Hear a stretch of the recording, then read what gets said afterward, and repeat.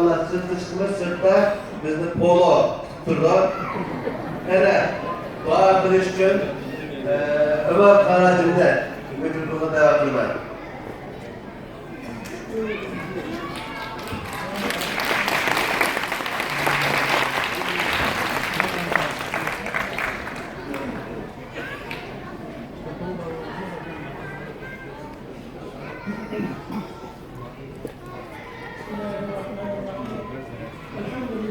رب العالمين الرحمن الرحيم مالك يوم الدين إياك نعبد وإياك نستعين اهدنا الصراط المستقيم اهدنا الصراط المستقيم اهدنا الصراط المستقيم صراط الذين أنعمت عليهم غير المغضوب عليهم ولا الضالين يا الله إيمانımızı mükemmel kıldın.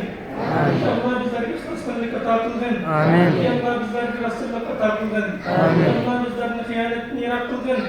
Ya Allah bizlerini münafıklıkını yarak kıldın. Ya Allah bizlerini hak üstüne müstahkem kıldın. Ya Allah bizlerini İslam için ve milletin için ve dinimiz için hizmet kılışını yasak kıldın. Ya Allah bizlerini hakik dinimiz için hizmet kılışını yasak kıldın. Ya Allah ileriki ecdatlarımızın kılınan cihatlarını kabul kıldın. Ya Allah şehitlerimizin kanını ve dergahını kabul kıldın. Ya Allah olanı yapkayı cennet kıldın. Ya Allah olanı yapkayı cennet kıldın.